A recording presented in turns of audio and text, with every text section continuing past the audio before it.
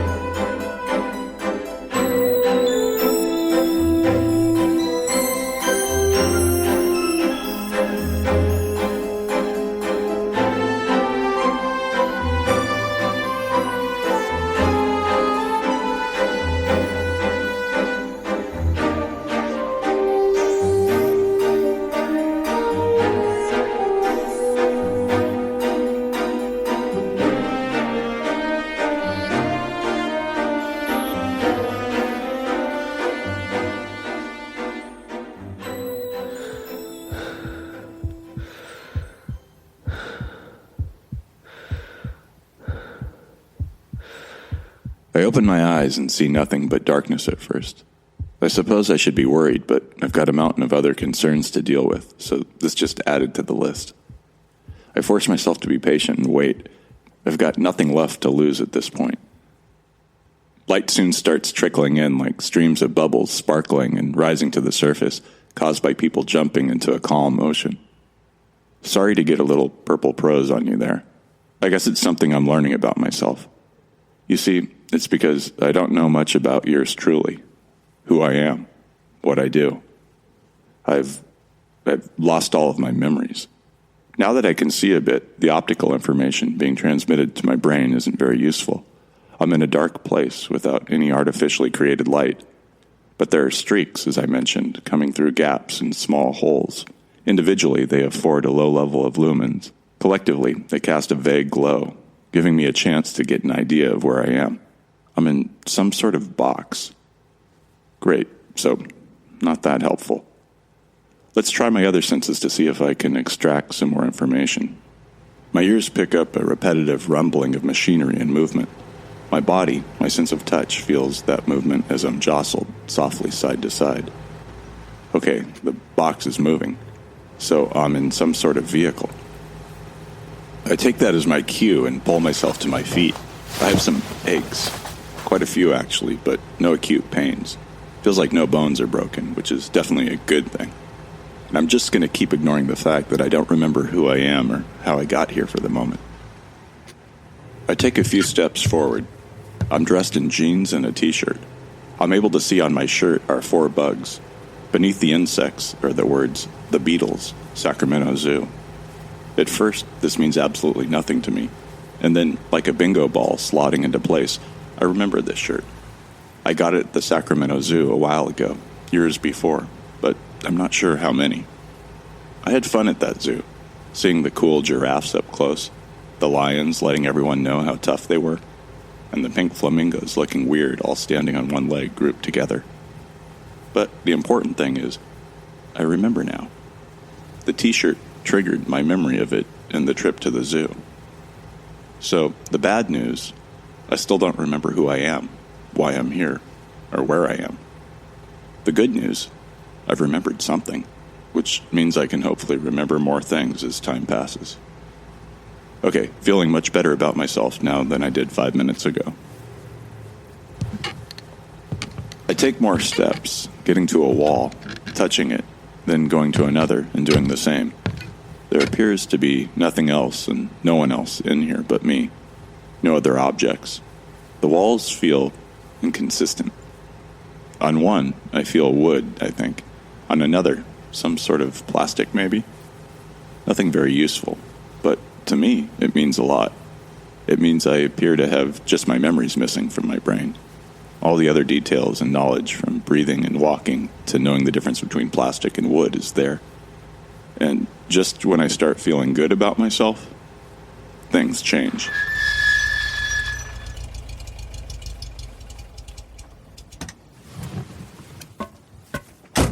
Okay, the vehicle stopped. Why? I start looking around for a way out, some sort of exit, and I can't find one. I'd like something clear and concrete. You know, something like a lighted rectangle that clearly says, here's the door. No such luck. And that's when I don't know what to do. Is there somebody in there? I turn to the wall where the sound is emanating from, closing in on it. Is there somebody in there? Do I answer him? What do I say? Hello? Is it too risky? But then, what have I got to lose? Hello? Wait, I'm in here. I need help. Is there somebody in there? Yes, I can't find the door. I don't know how to get out. A thunk and click comes from the wall I think the door might be on, and it opens suddenly, pouring in a crashing wave of sunlight and dust, almost blinding me. When my eyes catch up to the light, I see the barrel of what I think is a gun poking into the dark room through the sheet of light. I freeze, not knowing what to do. Who are you? I don't know. I don't remember. Who are you? He shouts in a strange accent. I don't know. I think I hit my head or something. I can't remember. That's not what happened, but maybe it will buy me some favor or time from this man. He steps through the wall of dust-filled light rays, and I can see his face. It's dirty and scarred, but not angry. I see more fear than anything else. How did you get in here? Like I said, I don't remember. I think I hit my head. The man lowers his gun slowly to look closer at my head. Are you okay? I think so. Okay. You need to see Joseph. Who's Joseph? Come. The man waves his hand for me to follow him as he turns and steps through the door frame. I follow and step out onto a metal catwalk of sorts and look around. I can hardly believe what I'm seeing. It's an RV, but an RV from Mad Max. Not so much with the crazy weaponry, but with all the stuff on the roof and the panels on the sides. It looks old, like it's been going since the time of the dinosaurs. But it also looks like it could keep going until the heat death of the universe. And that's when I cast my gaze away from the RV and see a long row of the greatest number of RVs I've ever seen assembled other than at a ZZ Top convention. Yeah, I'm not sure why there would be a lot of RVs there, but I just feel like there would. But there are fucking a lot of RVs here, as far as I can see. They're all stopped, people milling about, some resting, some chatting. A portrait of normal life, except instead of houses, it's RVs. The man clicks his radio and speaks a language I don't understand, except for the word Joseph. Joseph. There are a lot of people milling about, and only the man I've already met seems to notice me. He stands there, keeping a wary eye on me. I hear the rumbling of another engine as a small ATV-like vehicle pulls up. Same Mad Max aesthetic. Okay, I'm starting to like it here. The first man nods and lets out a curt, "Joseph?" The new man gets off his ATV while keeping eye contact with me. He slides down the cloth that was covering his mouth and walks to a ladder-like thing on the side of the RV we are standing on. He climbs up and approaches me. He holds his hand out as if he wants a handshake, but it's at the wrong angle. Clearly a local greeting of some type. I decide it's best to shrug instead of to attempt it. The man I presume to be Joseph looks at me strangely. Turning his focus to the other man, they share a sort of conversation in that strange language. Wat is er lekker tussen, Gå til sjøa. Dessert gå. Från kortom for det. Da så på kata, what no, torriete go por. Kata torreta to. Garanta bolsar na. Porte kada sorvo. Norndal torkan for. Front get sorry. Gardese. No. Okay? No. Korfotoe. Gardo fossen. Kata torreta to. Nesba. Go. And me, what I'll take care of it. Joseph talks slower and not as smoothly as the other man. You thirsty? When those words exit his mouth, I become very aware that, yes, I am thirsty. Yes, actually, very. I notice that he doesn't have the strange accent the other man has. Joseph takes his own canteen off his belt and hands it to me. I take a drink. The water tastes cold. Not bad in any way, but it reminds me of the mineral water that we have back home, except I've never tasted the background flavors before. New minerals in their water, maybe? Without realizing it, I finish what was left in the canteen. I hand it back with a small apology. A refill, sir? The man says as he gestures to Joseph's canteen. Joseph quickly shakes his head no, and I think I detect what could be called embarrassment on his face. Your friend there got me out of that box, and now you gave me your water. Thank you. Glad I could oblige. I almost expect him to tip his hat, if he were wearing one. I'm starting to get a Stephen King's gunslinger vibe off of him. Roland of Gilead from Midworld. He's got a good 5 inches on me. Strong build. Not the sort of guy you'd want to be on the receiving end of in a fight. But his face is kind. The eyes concerned. He's definitely a good guy. Hi, I'm Jake Fisher. 3 seconds ago, I didn't have a clue what my name was, but forcing myself to say it causes it to just appear in my mind and fall from my mouth. I'm almost certain it is my actual name. The other man is a little worried that I suddenly know my name. I instinctively hold out my hand for a handshake.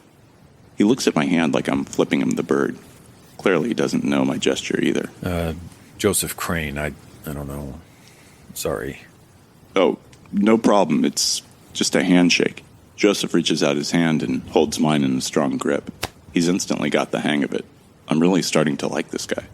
What's the deal with this place? You're all really into RVs, aren't you?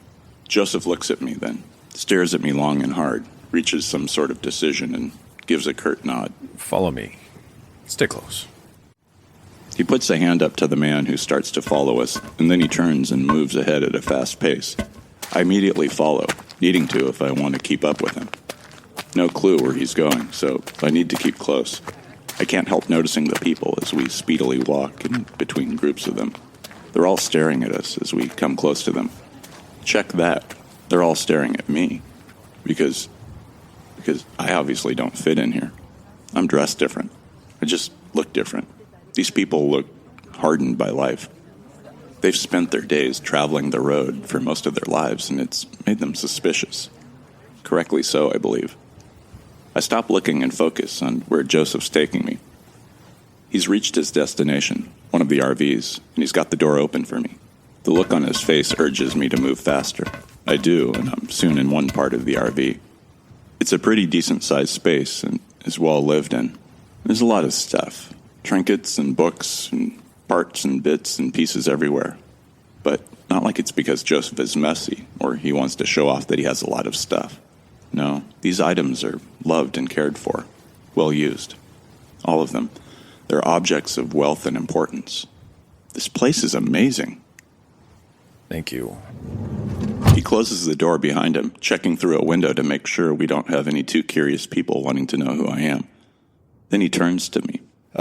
Take a seat wherever you like. Feel free to move stuff around if you need to. You hungry? Still thirsty? I'm gonna make some tea. Tea sounds great. Thanks. I find a chair in one corner and pick up the machine part and leather-bound notebook on it, putting them on a side table. I take a quick glance at the pages in the book, flicking through it. Lots of notes and lists of names. The man is very detailed. As I sit down, I see a little machine sitting on a ledge, wires that lead into the low ceiling of the room, and what appears to be a microphone. I'm definitely curious, but I'm not going to touch anything in here without permission. Oh, that's my transceiver. I'm charging it right now. He finds himself a seat nearby. Transceiver? For what? We can talk about that later. He stares intently at me for a minute. I then notice the large blade on his back. Somehow I missed that before now. And yet, I don't feel in danger. Quite the opposite, in fact. What were you doing in that caravan? Is that what you call them? Caravans? Yeah. Honestly, I don't know. I just woke up there. I don't know how I got there or where I am. So you're telling me you just found yourself in there? No one sent you? The question makes me wonder what is going on in this strange man's life. No one sent me. I'm sorry. I don't know how I got there. After a moment of thought, he says, Do you mind if I record our conversation? He shows me his little recorder he's got in his pocket. Just seeing it sets off a firework inside my mind. Are you okay? Yeah, sorry about that. Seeing that device, it jogged my memory. And yes, feel free to record. I'm actually recording too. I reach into my pocket and pull out my phone, the one that hasn't needed a charge in a really long time and is just permanently set to recording and uploading now. And this realization, like the others, just comes to me from nowhere. I show Joseph my phone. His eyes widen so much I think they might fall out of his head. Then he's up out of his seat, looking through his books around the room, checking one pile, then another, not finding the specific title he's looking for. Then he does find it, flips it open, and starts leafing through pages until he finds what he wants. Okay, hold on a minute. Hold on. He shows me what he was looking for. The book looks old, downright ancient. Definitely a collectible. He's pointing to an illustration. It's a picture of something that looks like my phone. Well, technically it's two pictures. One of the front side and one of the back. Okay, according to this illustration that I got, that is a mobile PID. Yeah? We have a good amount of tech here on Oasis, but I never expected to see one of those working. He stares at me intensely. The sound breaks the moment, and Joseph gets up to make the tea. I'm not sure what to think about all this and what he's told me so far. He doesn't take very long, and then he's back handing me a steaming mug. I can see through the bottom of the ceramic mug, so I'm guessing it's some sort of herbal tea.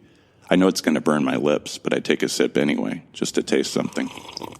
It does burn, but in a way that lets me know that this is a normal reaction to something, that things are running okay, since it feels like the complete opposite for me since I regained consciousness in the dark room of that RV. This is a welcome pain. The flavor is full and a little bitter, and very enjoyable. Thank you. It's great. So, where the hell am I? He stares at me for a moment. You really don't know, do you? But you know of Oasis, right? I shake my head. Okay. Let me tell you this. All the people you've seen here today were descendants, right? Long ago, many, many hundreds of cycles, humanity left Earth and eventually discovered this planet, the one we call Oasis. One of the ships crashed, killing everyone. The other two survived, and the people inside created a settlement here. I have many thoughts flooding my mind now, almost drowning me. I am from Earth. Yeah, and I know. I mean, you have to be. You look human, just like us.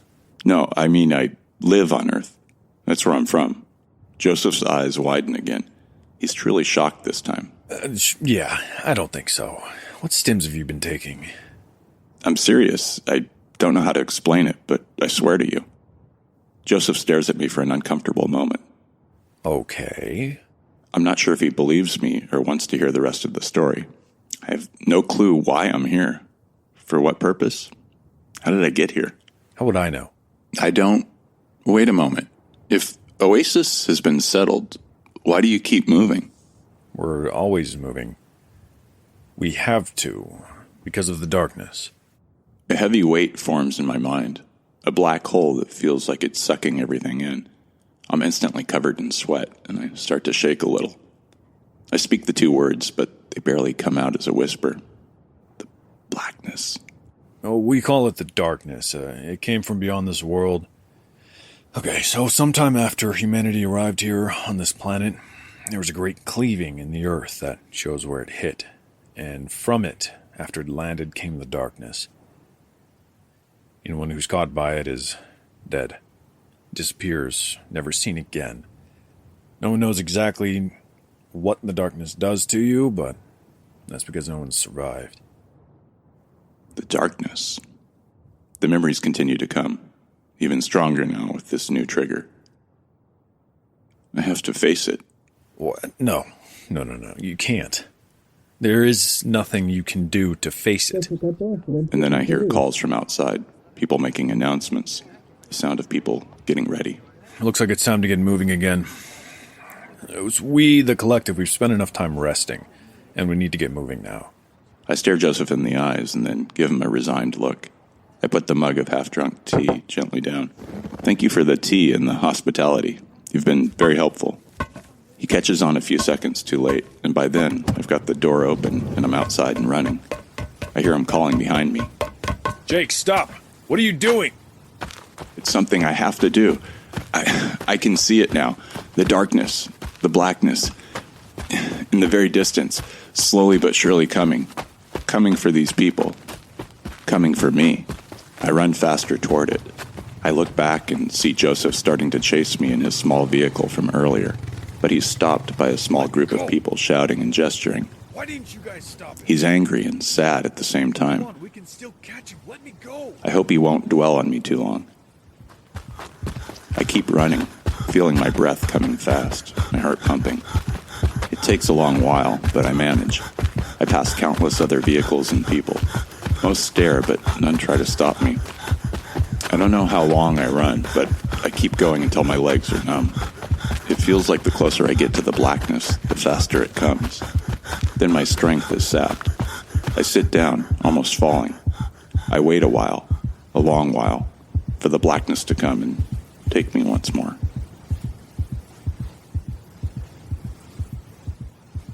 I hear a strange and frightening noise, the noise of 1,000 movements and murmurs at once. It's a cacophony of wet flesh and snarling sounds. What is it? I don't care. I'm ready for it. Then it is just before me. Then it is enveloping me. And everything goes black.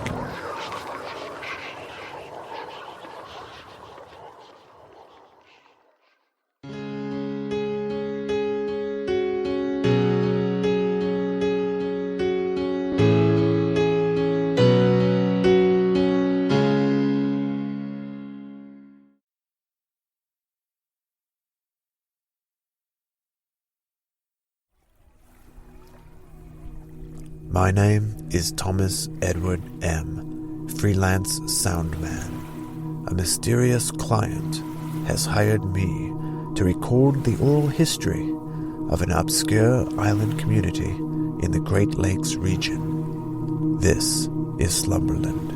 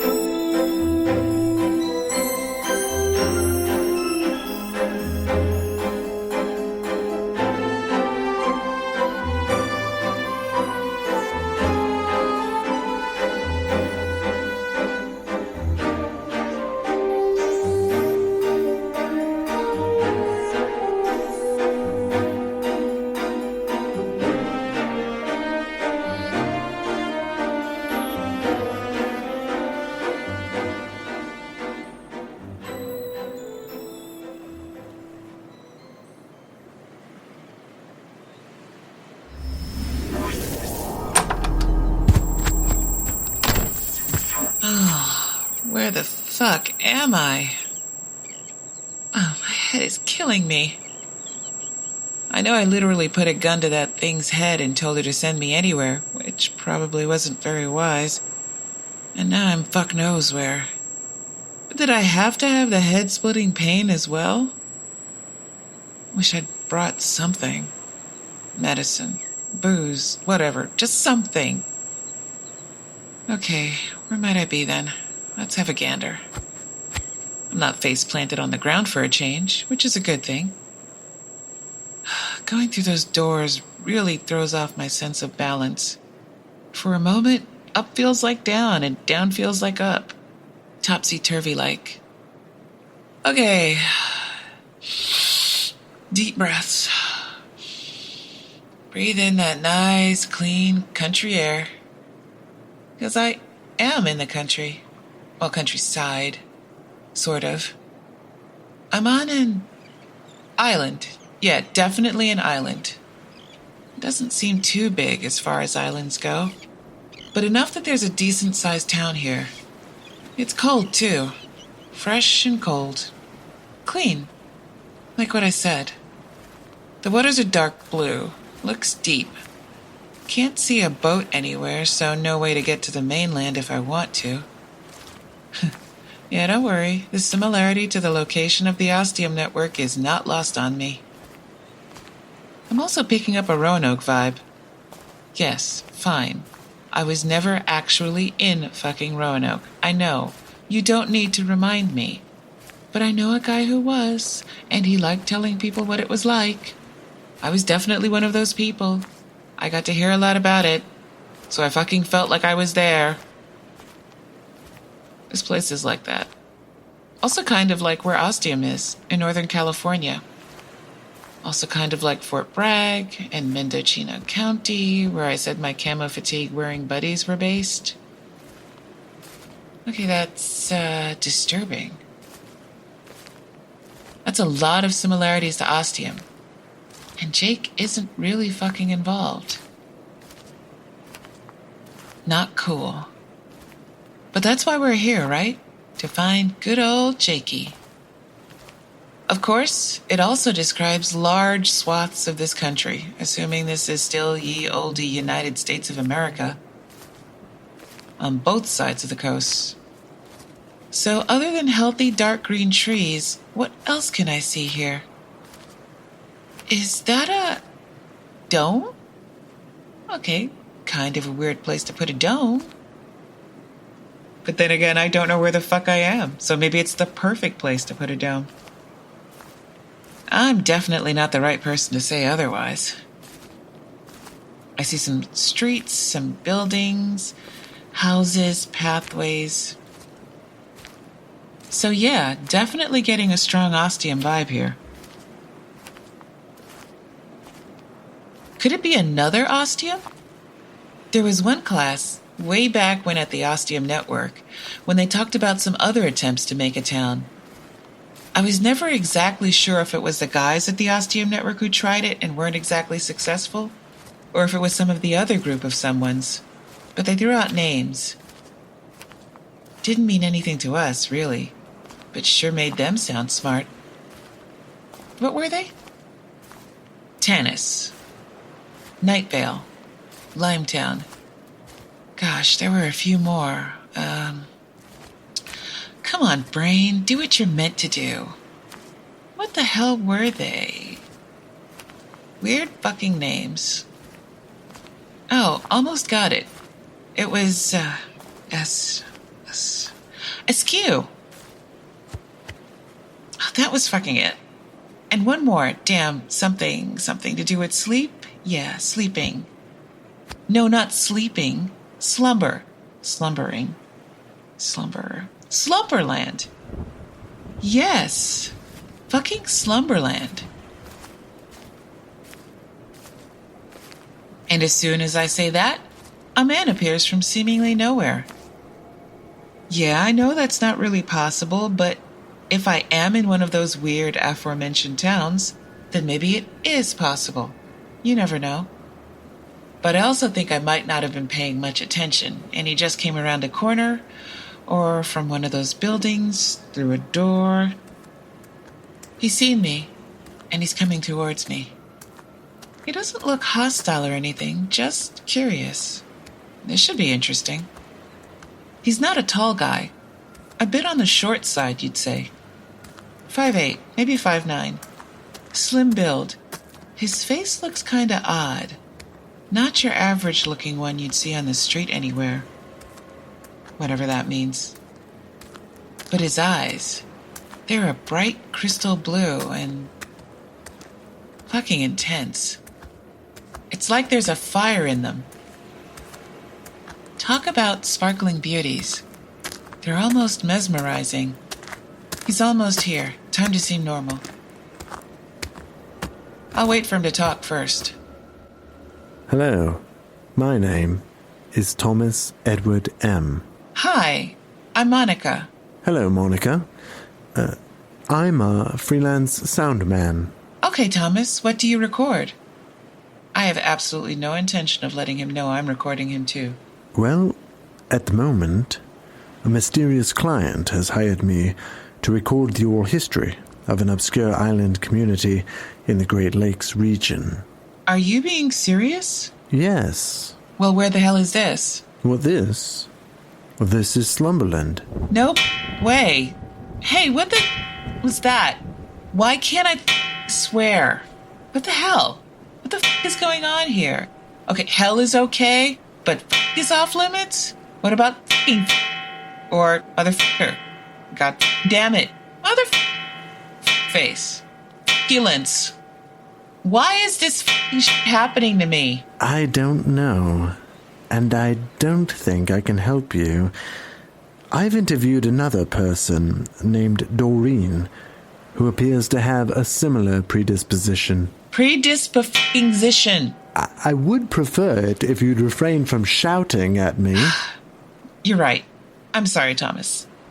All that was uncalled for. God, it's going to take a while to get used to that. So I really am in Slumberland? Yes. This is Slumberland. You like saying that, don't you? Yes, indeed. So what is there to do for fun around here? Well, that depends on who you ask. I'm asking you. Well, I like when I get to interview people. Uh-huh. Would you be willing to participate? An interview? About what? I'm just a freelance sound man. I'm here to record the stories of the people of Slumberland. But I'm not from Slumberland. Sorry. I don't believe that. We're on Slumberland, and you're here. Therefore, you are a person of Slumberland. Look, for f***'s sake, 5 minutes ago I wasn't here. I was in a place called the Ostium Network. The Ostium Network. Yes, a place very different from here. Probably very, very far, far away. And then I was just here. How did you get here? Through a door. I'm looking for someone. Who? A man named Jake Fisher. Well, I've interviewed a number of people in Slumberland. Haven't interviewed or come across anyone called Jake Fisher. You've been doing this for a while? Yes. He says the word like he's been doing this for a very long time. Maybe years. Maybe centuries. What the hell is this place? Thank you, Thomas, for your time and help. Doesn't sound like Jake's here. I need to move on. You could try calling him. With what? My shell phone. Your... What? My shell phone. It's how to communicate with people on this island. Although, you need to make sure you pay for the call. Or what? Or the seagulls will come for you. And that's all I can take. I start running as fast as I can, away from him. I don't look back. I keep going and count to 50 in my head, putting as many trees and buildings between Thomas and me as I can. My breath is coming heavy now, and I slow down, needing to catch it. Then I finally look back. Thomas is nowhere in sight. Oh, okay. Good. Then I move on to my next thought. How the fuck am I going to get off Slumberland? Oh, hey. Well, that's something. At least I can fucking swear now. Fuck yes. Fuckity fuck fuck. With a fucking cherry on top. Okay, now that I've got that out of my system, let's head on over to that lighthouse over there. I jog over and it doesn't take long. I can hear weird sounds and even weirder music from within. I don't think I want to find out who it is or what's going on the other side. I concentrate, close my eyes, turn the handle, and pull open the door. The music and sounds are quieter now, muffled. I open my eyes and see the darkness I've seen so many goddamn times after opening a door. Before I can decide if I'm going to hear any banshees, I step through, closing the door behind me.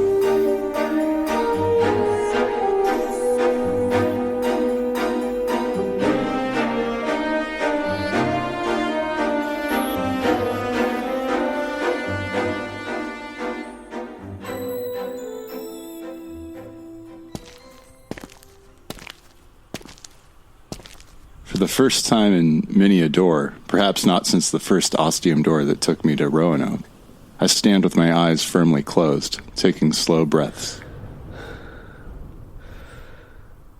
My remaining senses tell me little.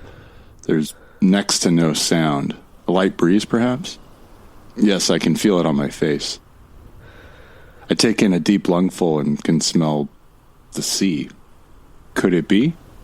Could I possibly be somehow back in the Ostium network? Am I now standing on the terra firma isla of Gibraltar? I do have a sense of wide open space about me. I open my eyes. No such luck. It's a hotel ballroom, in fact, and I'm overcome by a wave of hotel-related thoughts. Yeah, I have to go with the water metaphor here, being on the ocean and all. Thought number 1, I'm brought back to the Avalon Casino on Kalila. Yes, I know it's not a hotel, but the ballroom possesses a grace and grandeur quite similar to the one I find myself in now. Except this one is in a state of disrepair. At the far end from me is a sweeping vista of what was once a continuous line of majestic floor-to-ceiling windows. The view must have been simply spectacular. Now every window is broken, a series of jagged glass jaws making it seem as if in the waters everything wants to bite you. I guess that's not too far off from the truth. Thought number 2 is, of course, the Overlook Hotel.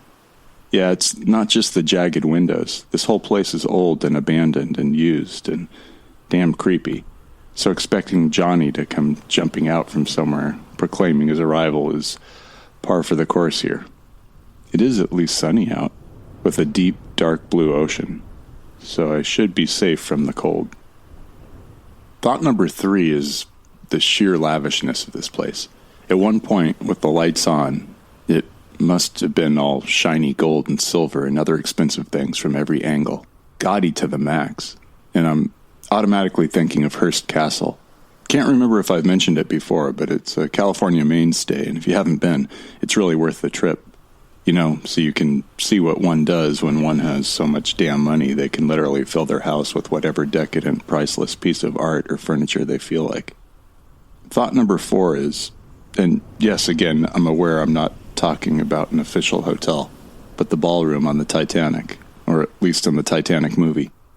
Made it through all 3 hours, and he could have got on the headboard with her, in my humble opinion.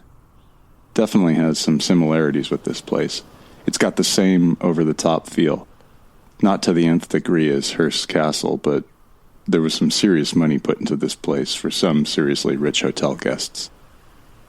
And thought number 5? Nah, that's it. I'm all out of hotel thoughts.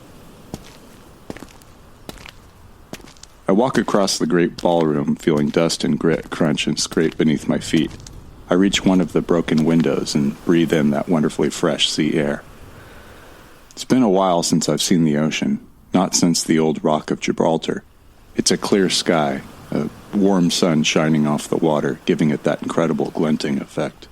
And then something launches itself out of the ocean in the distance. I don't catch it in time. All I see is white foam. Okay, whatever it was big. And then I see another sign of movement off to my right. Again, it's too fast and I miss it, but it looked grayish.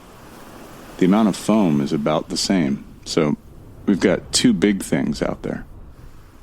I look to the middle and don't really focus on anything, waiting for a sign of movement. And then, before my very eyes, 2 monstrous sea creatures erupt from the dark waters and cross by each other like curving, well, I guess a double rainbow is pretty accurate. There's 2 definable halves to them, a solid bullet-shaped half, and then long tentacles held together with a grouping of water pipes. Holy shit. Is it possible? Gotta be. I've just seen my first kraken. And that's plural. Believable. Hello? Is someone there? I turn around, mighty majestic sea creatures instantly forgotten. Who are you? What are you doing here? I'm not sure what to say. Are you Frank? No, that's not possible. I'm Jake. Jake Fisher. How did you get here? What are you doing here? Fair questions, and they're sort of related. I came through that door from another world. I'm a time traveler of sorts, and going through doors to different times and different worlds is my thing. And whatever's running the show has decided that this place is my next port of call. The Transcontinental Bridge. The what? You don't even know where you are, do you? Not a clue. But this looks like a pretty special place, or at least was, and I just saw something out there. It shouldn't be possible. At least not where I'm from. Well, you're in what used to be the Transcontinental Hotel, just past Watchtower 8. Okay, that doesn't really help. It's almost like you're speaking a different language.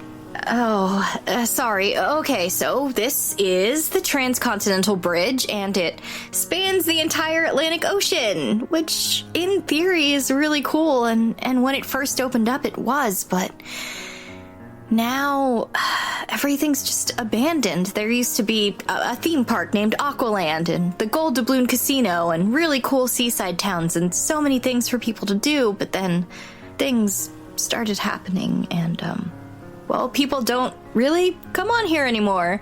But there are still a few folks who live out here in watchtowers, and they are responsible for providing any aid to travelers and constant traffic reports via radio for anyone who might be listening.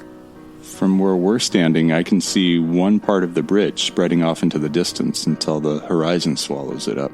There's not a single car in sight. Constant updates? Isn't that a little excessive? Oh, it is. Oh my god. I can't even begin to... Anyway, that's why I prefer to tell stories. Stories about the bridge, its history. Do you know the story of this place? The hotel? I do. The story of its sudden end. I know it all. But first, I want your story. I only have so much time I get to spend in each world.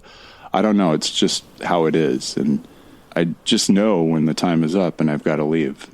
But it's always been that way, since I went through the first door, even if I didn't know it then.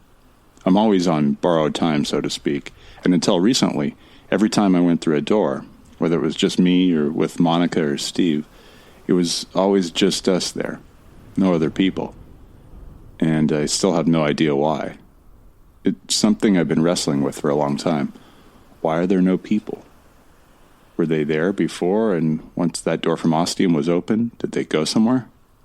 Did something on a, quantum, metaphysical, supernatural level happen? Or were they never there to begin with? Is it all some construct of the Ostium network? Something manufactured, possibly? Or is it something else entirely? I simply don't know. Are you telling the truth? You're not lying to me, right? No, absolutely not. This is what really happened to me. And if Monica or Steve were here, they back me up completely. And the no people thing is one of the strangest aspects of this whole crazy journey. And I don't know if it's somehow because of me, but I sure hope not. I don't think it is. Why's that? Let me tell you my story first. When I was a little girl, this hotel was just breathtaking.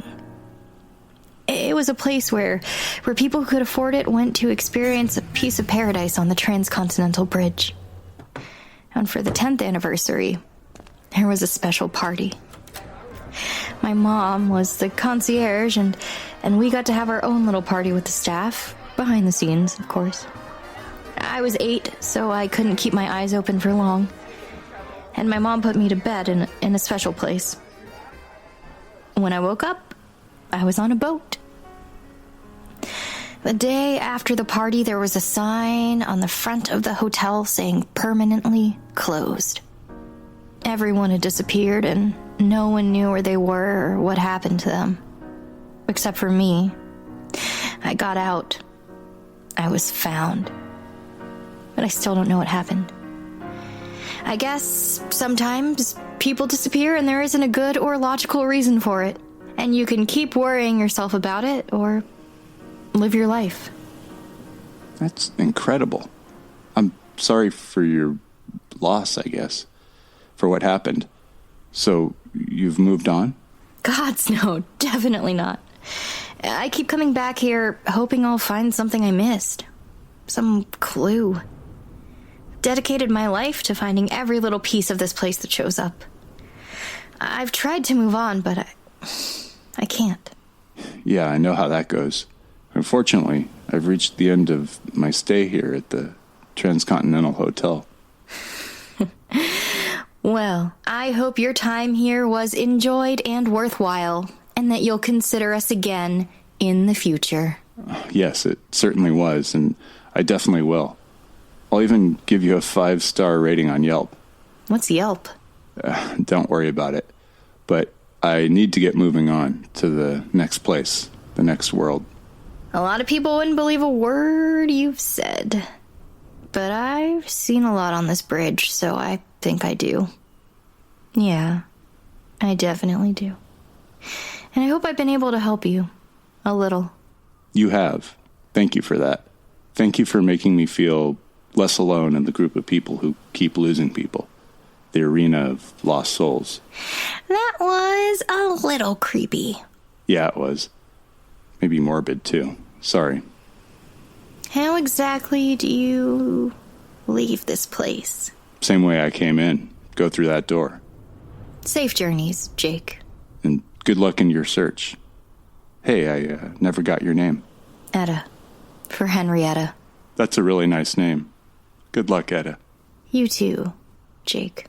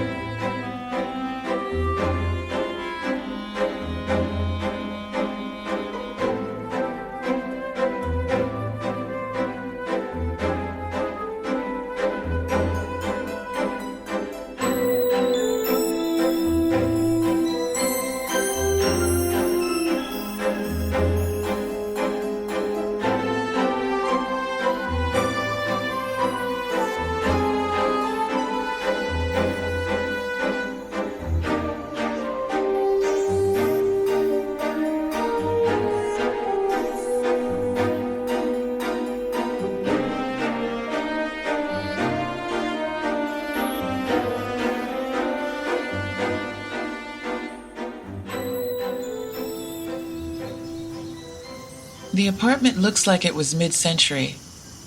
The kind that was once meant for a large family, but now has been split up into multiple apartments by a landlord who needs to stretch his investment. It's a pretty old row house, but fairly well cared for. I'm in a hot, wet place, so I'm guessing by the looks of things, it's a city in the U.S., probably in the southeast region, what with the heat and extreme humidity. So, just fucking great. Not my ideal. There are other mismatched apartments and houses up and down the street, but I arrived here, through a door. A fucking rip through reality, and it put me on the curb, right in front of this house. Is there a reason for that? Fuck knows.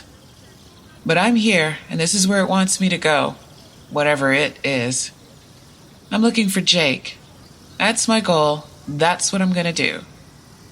I know my track record hasn't been exactly great with finding the people I want to through the doors of Ostium. But hey, guess what? I found Steve in the end. Sort of. So, 1 for 1. And my chances for finding Jake look, good? I mean, he's somewhere. And yes, that somewhere can be literally anywhere and any when. Okay, time to stop feeling shitty. As I take 2 steps towards the small steps and gate, it hits me. It's physical, it's invisible, and it's fucking strong. I can't see anything, just your normal-looking apartment building. But I can feel it, sort of. I can sense it. There, coming from the steps down to the basement apartment, I can sense them. More than one. Like levels of obstruction holding me back. Oh shit. They're wards. This house is under protection. From what? And who's inside? A witch? A wizard? A warlock? Some other magical being that I know nothing about? To say I'm out of my depth here is a gross overstatement. But let's take a big fucking step back for a moment. Mentally and physically. That's better. Less pressure from the wards. So, how do I know they're wards exactly? Where did this insight come from? Last time I checked, I didn't know one thing about magical thingies. Case in point. And yet some fucking how I know wards are protecting this place. Okay. Maybe it's something to do with going through these doors on my own. Jake said he was changed after the blackness, took him. Enveloped him? He survived, came out the other side, and was stronger for it. Maybe I'm going through a similar thing. I sure am speculating and pontificating like him. So, how does one get past or through a ward? Let's find out, I guess. I move forward and immediately feel the pressure. I walk slower but don't stop. I'm just forcing myself against them. It's like walking underwater and the water's like heavy water. I start to feel pricks on my skin like tiny needles or microshocks. It's very uncomfortable and unsettling, but bearable. Then things start to heat up, more than before. The tiny needles have been sitting on hot coals. I start grimacing, then moaning a little. Then just like that, they're all gone. I'm pain-free and walking normally again. I guess I broke through? I walk down the steps and make it to the door. A metal figurine of a woman with the lower half of a snake is nailed above the door. A small black felt bag hanging from her hands. The door is also ajar. Okay, didn't expect that. I let my heart get closer to its usual beat, take a breath, and push open the door. With my first step inside, I hear a confident woman's voice say, "Hello, Monica. I've been expecting you." February 16th. Moon is full, sun is in Gemini. The visitor's name is Monica. I can't really say client because she's not one, although she did offer to pay me for my services after we were done, until she discovered she didn't have any money. She was very apologetic about it. I didn't give her a hard time. Her arrival came under unusual circumstances. Last night I had a dream that today I would be visited by a stranger who would need my help. Now, I know better than to ignore prophetic dreams. They come few and far in between, but it's usually best practice to pay attention. The only word I heard in the dream was Monica. My day began auspiciously. The alarm failed to wake me up at the set time. The shower had lukewarm water. My breakfast tipped over onto the floor, and when I went to take my first sip of tea, the handle came off the mug. Fortunately, I didn't get burned, but I did have to clean up and make a whole new cup of tea and a bowl of cereal. I should have been annoyed, but instead, I recognized these signs for what they were. Something big was disrupting the energy around me. I needed to be ready for it, or rather, for this Monica person. I felt the tension in the air when she arrived. I felt her making contact with the wards, then forcing her way through them. I have had those wards for a long time, and each week I re-strengthen them, making sure they give me enough information about what or who comes in contact with them. She didn't break them exactly, as anything attacking would. She was merely able to pass through without giving the required information. At least she didn't seem dangerous. Okay, I was curious. When she poked her head through the door, I said, "Hello, Monica. I've been expecting you." You have? Yep. Please, come in. Thank you. Are you here to help me? Is that why I'm in your lovely home? You don't sound certain. Well, I barely have a fucking clue. No problem. We'll figure it out together. Let's get started. Please, take a seat. Here. Would you like some tea? That sounds heavenly. I'll be right back.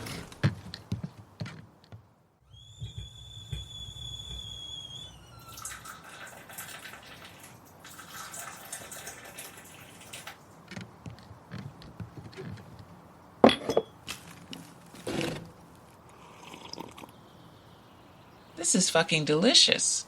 What is it? Oolong. Oh, I've got to get me some. Sorry, do you mind the swearing? Nah, it's fine. However you need to express yourself, feel free. Thank you. Now, why are you here? I thought you were going to tell me that with the tarot cards. If you think that's why you're here. Are you familiar with tarot? Have you had a reading before? No and no. Very well. Do you have any idea why you've shown up on my doorstep? What has brought you here? Well, I've been traveling through doors, going from place to place and time to time. I'm searching for someone. I'm looking for Jake Fisher. He's lost, and I need to find him. A traveler, huh? Interesting. This is something I can work with. I'm going to do a 3-card reading. So, where I've been, where I am, and where I'm going? If that's what you want, it can be, yes. Do you want that? Yes, that's what I'd like. If that's okay. Of course. So, first card is 6 of Cups. You recently found something or someone you've spent a long time looking for. You are reunited with this person and possibly others. Also, a return to a familiar place. A home of sorts. Not necessarily your true home, but a place you're comfortable and familiar with. Yes, I found Steve, my boy, and Jake. We were all back together in the Ostium network. But then something happened. Something fucking bad. We had to stop someone or something from attacking us, from attacking the place we were in. It was a hard fight. And at the end of it, after we won, we were all exhausted. That's why Jake didn't arrive right behind me. I don't know. Let his mind wander, maybe? Lost his focus for a second, succumbed to his tiredness. And he went through a door, and it didn't take him to where it should, back to us. It took him somewhere else. Probably, very far away, in time and space. Yes, the next card. The Chariot Reversed. You feel lost, without direction. You know how to get from place to place, through the doors, but you don't know where you're going. And you don't know if it's helping, or if you're just putting yourself into a deeper hole. Yes, I feel lost. Lost is the right word. Each time I go through another door, there's a part of me wishing Jake is going to be on the other side. But it's only a small part of me. Most of me assumes he won't be, and I'm going to be in some other strange and new place. I see. So, let's see where you believe you need to be then.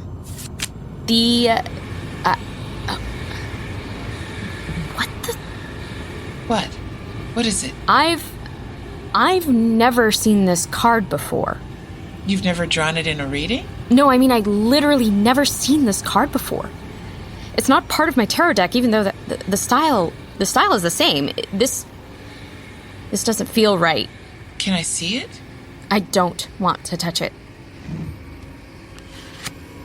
God damn. It's a big black O. For Ostium. It's gotta be. And inside is that the map table? Yeah, somehow it is. Why is it that? Don't ask me. It's Ostium. The reach of Ostium. It's made it to here. In this time and place, somehow. Unbelievable. But why the map table? Unless... I need to get the talismans. The little trinkets for the map table. I don't know what you're talking about. It's gotta be that. That's how I can get back on track. How I can find Jake. And how I can get us back to Ostium. Just like we did before. It would be fucking unbelievable if it didn't all make sense. Tell me about it. Thank you. Thank you. Gosh, I'm so sorry I never asked for your name. Kalila Stormfire. That is a fucking amazing name. Thank you, Kalila, so much for your help. This is what you do, isn't it? Helping others in this way. Yes. And sometimes it pays the rent and provides food. Fuck. You're right. I need to pay you for your help. Shit, I'm sorry. I haven't got $1 on me. I feel really bad. It's okay, Monica. Honestly, this has been a educational experience. For both of us, I'm sure.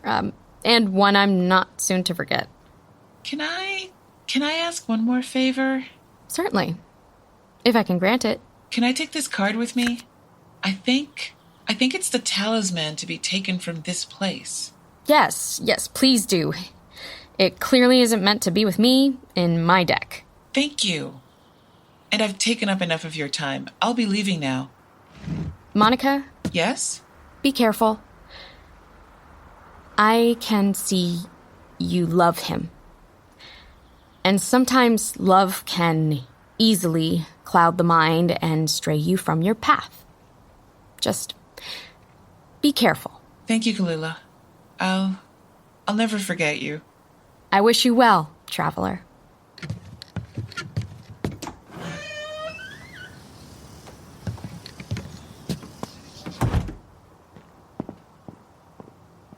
A very strange case, even for me. I've heard of interdimensional travelers before, but they're like super rare. This Ostium place, it's probably not something to mess with. And that card, never seen anything like it. The sheer power and ability it would take to manifest such a thing, that's got some oomph behind it. And I truly hope it never happens to me again. I'm not qualified for this kind of magic, let's be honest. Let's stick to headaches and personal existential crises, right? Well, I believe that's enough fun for one day. End session.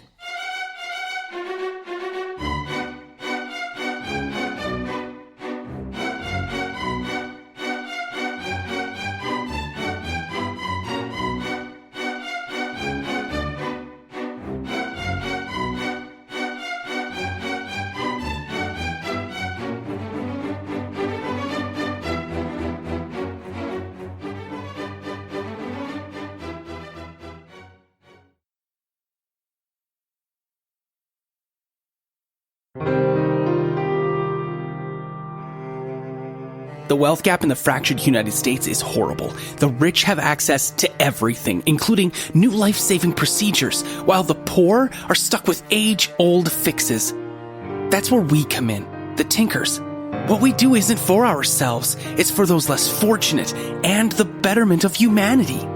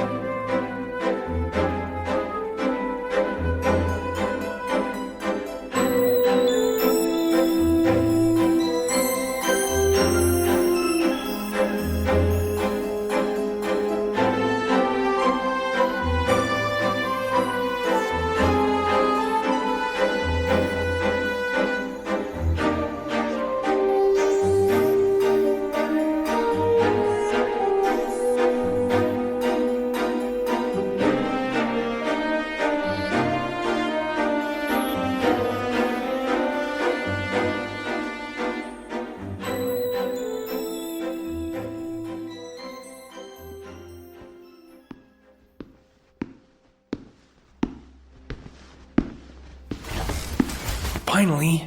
Took you long enough. I had some other things to take care of. Not like it actually matters. Benizia doesn't care for punctual anyway. Punctual? I doubt the word's in her vocabulary. Yeah, agreed. All right, we may as well get this show on the road, huh? Someone seems pretty gung-ho about seeing a particular doctor.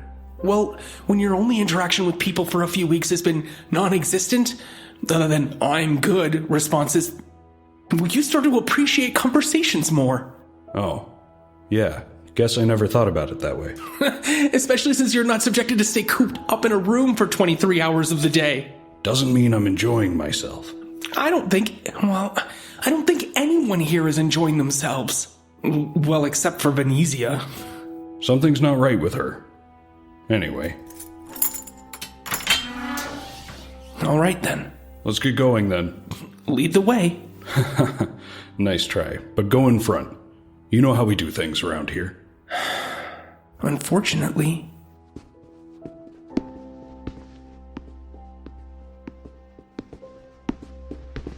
Well, here we are. That we are. If you're not in the mood to be berated, we can get her to reschedule. No, it's fine. I'll be fine. It's been a while is all. Before the lockdown, I was ready to play her games, but now, I don't know. Well, I've never had a long enough conversation to be played with, but doesn't sound fun. You're right. It's not. But it's required. That it is.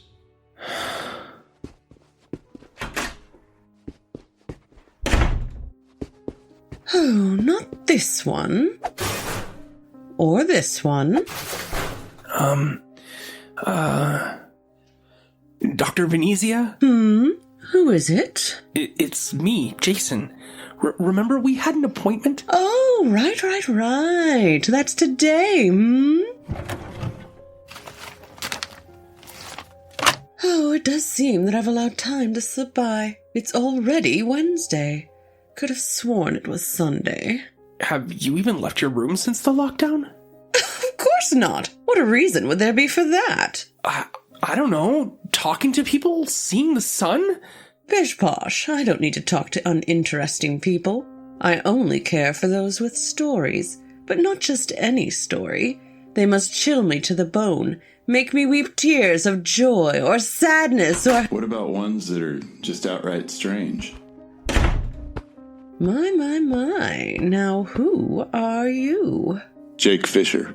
And what, pray tell, is Jake Fisher doing in my office? Yeah, about that. I don't know how to explain it. Well, you're already here, so try and dazzle me. Otherwise, I'll need to call the guards.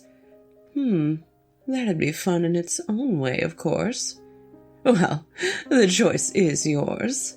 I do what she says. From your clothes, I'd say you're not a prisoner, a guard, or a worker. That's correct. So what do you think will happen if she calls the guards on some random-ass person? I couldn't see it going well. It is a Supermax prison. This is a prison? So you're a prisoner. Yep. Interesting. There's no logical way for you not to know what this place is. Actually, there's no reason for you to be in this wing at all. Interesting indeed. All right, so I can travel through doors. Obviously. Anyone's able to do that? Okay, I'm not stupid. Obviously, people can walk through doors, but it's a bit different. Different how? Am I correct in assuming that's what led you here? You are indeed correct. So, have you two heard of Doctor Who? Oh, yeah, that old British show? Old? No, it's quite new, actually. Recently renewed for a new season. Really? I think it's quite old, but I don't keep up with shows from the UK. My husband used to, which is the only reason I've ever even seen it. Great. Well, regardless, this will make my explanation easier. So, I can do what he does. What Who does? Yes, what Who does. Doctor Who, obviously. Sometimes when I open a door, I'll jump to some place or time. And this is what's happened now? Yes, I've got to find my way back home. Before you find your way home, mind telling me a few stories of your space or time? Wait, you two believe me? I don't know if I'd say believe, but there's nothing else that can explain it at the moment. So will you weave me your tale? The most surreal experience you've had with this power of yours. Okay, I think I got one, but I'll also need this guy to tell me something as well. The name's Jason. Jason Caulfield. Oh, how rude of me.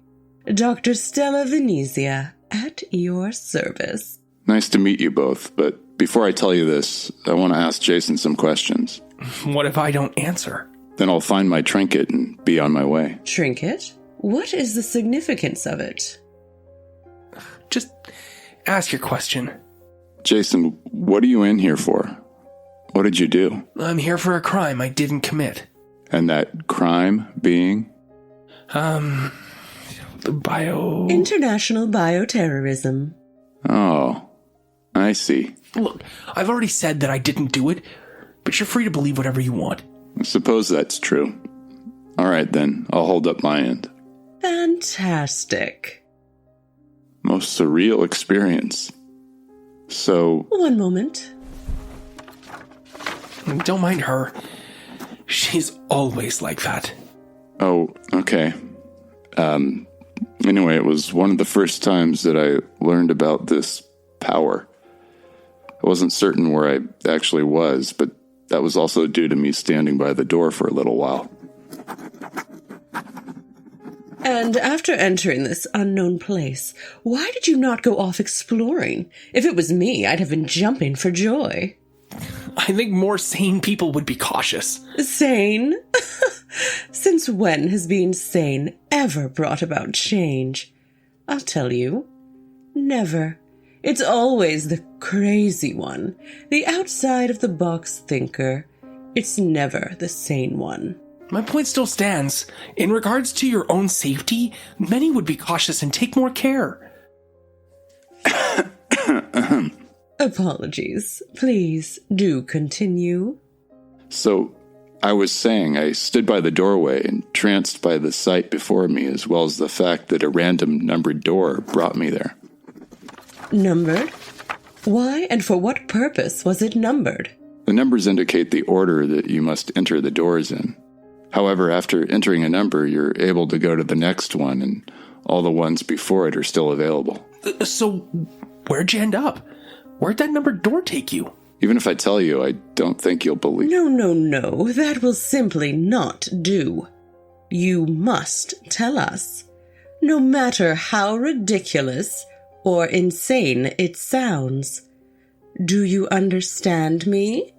Yes, ma'am. She's at it again. So I was playing a game, GeoGuessr. Ever heard of it? Nope, never. Dr. Venezia? Is that where an individual can place an item of their choosing in a location and have others seek it out? Yes, that's exactly it. I'm surprised. I didn't take you for the recreational type. Well, let's just say I've hit a few interesting items here and there in my day. Yeah, I'd rather not know. Anyway, that's what I did during my free time. I'd play that game. After playing for a while, I stumbled upon a town called Ostium, which had a population of 0. 0? So an abandoned town? That, or just wasn't updated, but that's not the strangest thing. That being the numbered doors you previously mentioned, correct? Correct, and once I entered one of the first few doors, I was in North Carolina. Okay. Is that all? In the 1500s. If my memory serves me right, that was around the time that town went missing. Roanoke or something. Roanoke. Ah, yes, that's the one. Wait, so you're saying that you've seen the lost town? I have. So what'd you do? What did you find? I found... Dr. Venezia, did you schedule 2 overlapping meetings? Oh, no. I may be a scatterbrain most of the time, but I'd never, ever schedule 2 conflicting meetings. If I did, I'd never be able to give my full attention to anyone. Okay, then who's at the door? Beats me, but I think it'd do you good to leave. Leave? Don't you want to know what happened in Roanoke? Oh, trust me, I'd love to. Honestly, I'm tempted to lock you in this room until you tell me all of your stories. That doesn't sound insane at all. Oh, hush you. I said that I'd like to, not that I'm going to. Two entirely different things. Uh-huh. Sure. Okay. I've got to go, but I can't. And why not? Just go open that door and vanish. That's what I'm saying. I can't do that. At least not without a token. Token? What does it look like? They aren't always the same, but it's always something to represent the world that I was in. Something to represent the world. Ah! What? Here. What's this? This is a patch from the organization I'm a part of. Tinkers International, or Tint. Oh, the arms make an O in the middle for Ostium. This has to be it. Wait, really? Yeah, look. Yeah, the patches don't have a white O in the middle. Strange. Yeah, okay. That confirms it then. I'd say you take that and be off then, Yes, thank you. No, thank you. It was such a fun story, albeit a disappointingly incomplete one. I apologize for the story being cut short, but thanks for your help. I hope you make it back home safe. I'll do my best.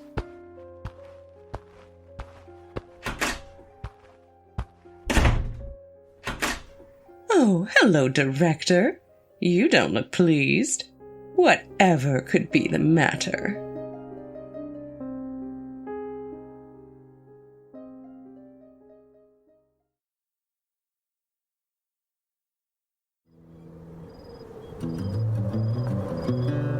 I'm not one to really care about what other people think, and definitely not about me. But I am starting to wonder if they might think I'm crazy, or at least a little bit weird. Because I've been doing this one thing over and over, and the locals are definitely starting to notice. It's the Welcome to Superstition sign. Well, more accurately, it's the sentence beneath it, where anything can happen. I keep coming out here to read those words because so much has happened. And it all started with a key to a mysterious motel room, and then a lot of driving. A fucking lot of driving. And then the whole Kate Millay thing, and the cops saying she wasn't really missing, but she really was. And then I found her and got stabbed, and she saved my ass, and then Izzy got us out alive, and then before I knew it, the Jack St. James Detective Agency wasn't just a jumble of words that came out of my mouth, but a real place. A real thing. And I'm like a real private detective now, I guess. I mean, Izzy got me the hat, so I'm legit now. And it's all so fucking unbelievable. So that's why I keep driving out to that town sign to read those words.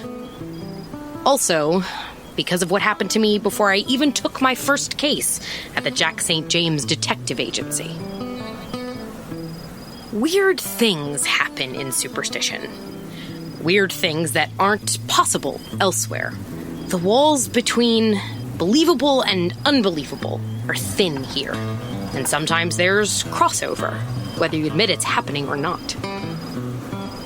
There are those that deny it and try to keep on having normal lives. There are those that admit this shit is happening and try to deal with it. And then there are those that cause it. Like Simon Millay, who didn't really understand what he was doing, but thought he was doing it for the right reasons. And then something crossed over from the other side.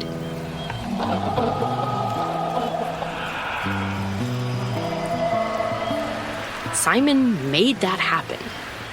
And sometimes things just cross over. Like Monica did.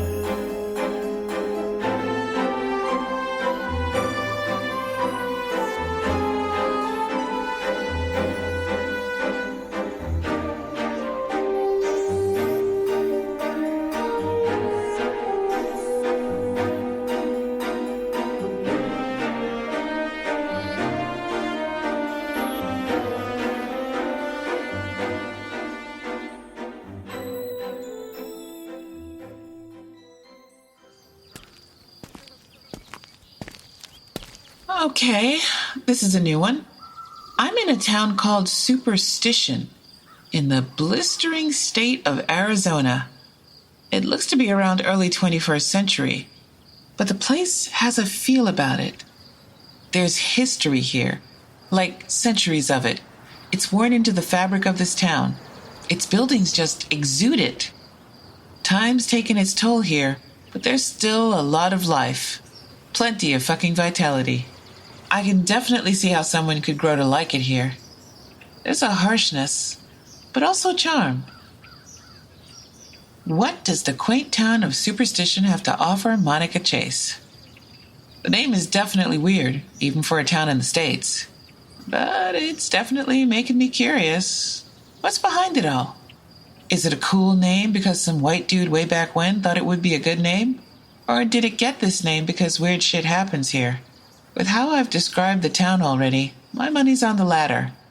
What with how... Wait, what the fuck was that? Damn, it's gone now. There's another one. Is that a fucking ghost? Shit! It is! And it just looked at me. And kept on moving. Oh, okay, good. That's good. I'm still not over all that banshee business, so keep going, incorporeal spirits. Nothing to see here. What is up with Superstition? Oh shit, that gal saw me. Did I say the word ghost out loud? I don't remember. Maybe? And now she's coming over. Just fucking fabulous. Are you okay? Yeah, why? You just yelled a fucking ghost. Oh, okay. I can see why you thought I might need help. Because you saw a ghost. I did? Did I? I'm not sure. I saw something. I guess it could have been a ghost, or maybe just a figment of my imagination. Or fog. It's just afternoon. This is Arizona. That's not how fog works.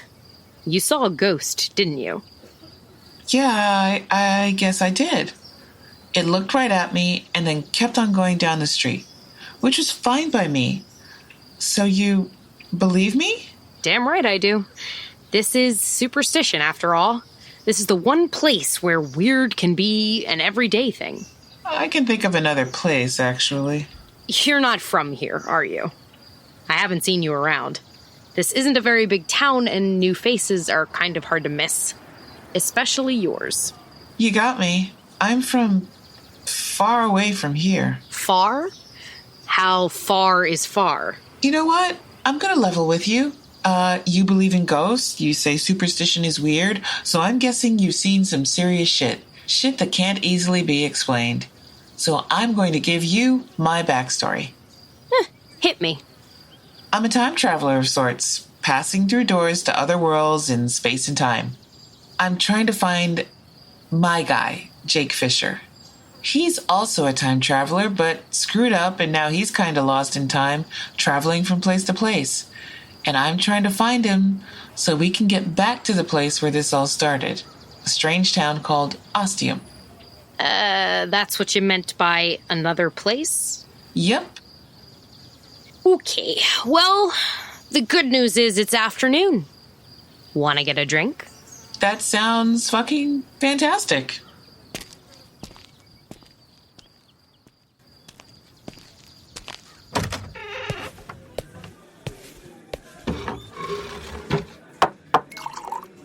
We start with tequila shots, which I was surprised at for like half a second. Then we clink glasses and down the hatch it went. And man, that was some good shit. I can't remember the last time I've taken a shot, but it's been too fucking long, that's for sure. I joined Jack in a round of Crown and Cokes after, though I also take a look at the menu and order an enchilada. All this alcohol and the little amount of food I've had since this wild ride started means I'll have trouble even finding the next Ostium door, let alone going through it. I know I'm feeling the buzz because I feed her a really shitting line. So, do you prefer, or are you also partial to a Jack and Coke? I'm really not picky. take what I can get, usually. In fact, some people have said I'm experimental. But I'm assuming you're just talking about how I like to drink my booze, right? Jesus, I really need to eat something. My mouth is just running itself. Sorry, Jack. I was talking terrible. How about we talk more about Superstition? How did you end up in this weird fucking town? A 15-year-old scavenger hunt clue led me here. And then my private eye smarts helped me find that girl. Jack points to a poster pinned to a board behind the bar. It's then I really take it in. The whole board is full of missing persons posters. What the fuck is with this town? The poster that Jack is pointing to is at one end and separate from the rest. The girl is Kate Millay. Above the poster, someone has written "Found" in big letters with permanent marker. Judging by the rest of the posters, you did something special? Yeah, I'm kind of the town hero right now. All it cost me was a knife to the stomach. Ouch. I survived. So I really saw a ghost earlier? Yes, that was a ghost. Or something of the supernatural persuasion. So that sort of thing happens a lot in this town. Sorta. There's a lot of unexplained stuff that goes on here. Why is anybody's guess. Maybe they're the ghosts of the people that once lived here. That's been known to happen. Or, you ended up here. Are they maybe something that slipped through from another realm? Could they be from another world? Possibly from somewhere or somewhen I visited? If you find out, let me know. I'm just trying to help the living. In Superstition, people disappear. Sometimes for a short time, sometimes for a long time. And sometimes they don't come back. I'm trying to change that and help those that need help. My job is to find those people, I guess. Which is fucking awesome. And that's not just the booze talking. I'm being serious here. The fact that there's someone like you doing good. Trying to, at least. No, you are. It gives me hope, which I can really use right now. If I'm ever going to make it back to Ostium and find Jake. But after meeting you, it's given me confidence that I will. Thank you. You know, you've got chutzpah, Monica. I think that's a compliment. It's too bad I have to go. I'm not sure about living in Superstition, but I'm sure we would have some good times. Yeah, we would. You got time to eat, right? Don't worry. I'm not going anywhere before I destroy that enchilada. And another drink? Why not? One for the road. We have that last drink. And Monica does destroy her meal. That girl can sure eat. But after hearing her story, it sounds like it's been a while since she ate. She tells me she needs a memento from this world she's visiting. My world. Something small but significant.